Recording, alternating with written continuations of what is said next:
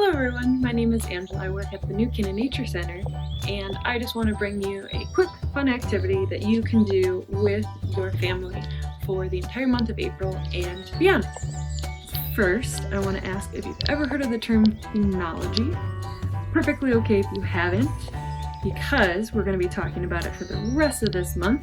And if you do this activity, you'll be learning a lot more about it, and maybe you will go check out that term online to find even more things about it.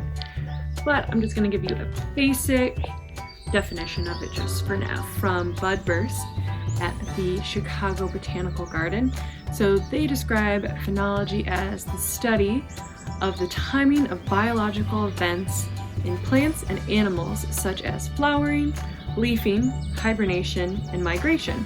Scientists who study phenology are interested in the timing of such biological events in relation to changes in season and climate. So this is especially important now that we're talking about climate change. Now we are going to move on to our activity for the month of April, and that is creating our own phenology wheel at home. So right here I have an example of a phenology wheel. There will be a link with this attached so that you are able to print this at home. If you are interested in making your own phenology wheel, you're welcome to it. You will just need a compass and a ruler to help you draw out all those lines and those circles. So after you have this, you're going to want to start labeling it. So here's an example of some of the labels. So you're going to want to put your month and your year right up top here, or actually anywhere you want on this outside. And then around the edge of your wheel you can see that those are the dates for every day in the month. And then these little circles are just where you're going to put your moon phases. So you have the circle already made, and then you'll just be coloring it in. Then on these inner circles you have your high temperature, your low temperature, your sunset, and your sunrise. And then in this bigger space right here you will be putting your weather. So you will have if it's cloudy, if it's sunny, maybe if it's rainy, you can draw in little pictures right there.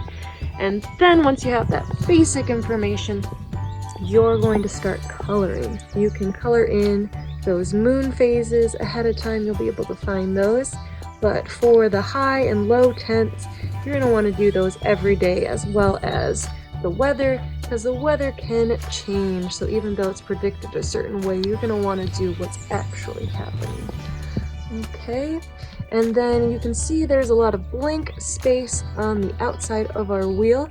You're going to fill that in with some pictures and some notes. So you're going to draw some images of the animals and plants that you see happening on certain days, or you see moving around, and then you can add some notes in there.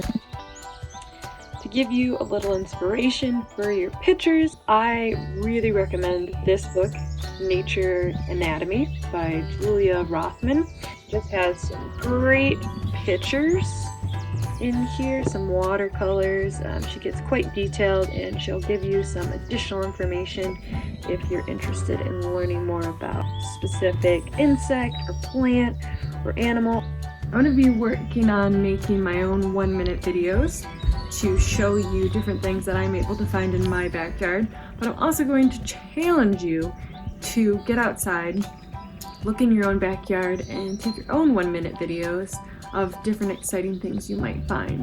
And if you find something that you think is really neat, I want you to email it over to the New Canaan Nature Center, and there will be an email address at the bottom of this video. You can also send pictures of your phenology wheel as you go along. Maybe you found something really cool and you did a very nice drawing and you want to share that with us. Please feel free to do that, and also make sure to check back and see if you made it onto our YouTube channel.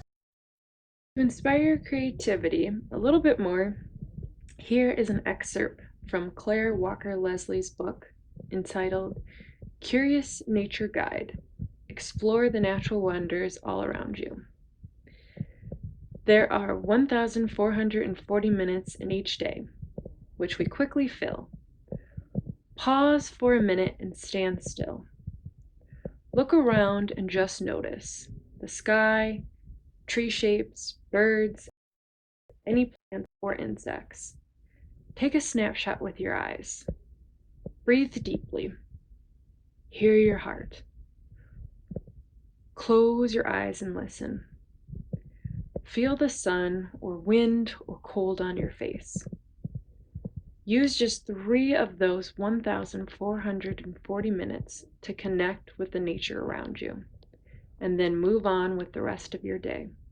In some meditation practices, this is called simply being in the present moment. It costs nothing, can be done anywhere at any time, and no one else has to know you're pausing. Can't wait to see what nature has to bring for us in April. It's going to be very exciting. And make sure you keep coming back to the New Canaan Nature Center's YouTube page to see our other videos that we post. Below, I put some links. The first one is going to be of the blog post that inspired me to do this. And then the other link is going to be that template for the Phenology Wheel that we're using this month. Thanks again, and make sure you look out for frogs and salamanders, as well as daffodils and the pink moon that's coming this month. Thank you.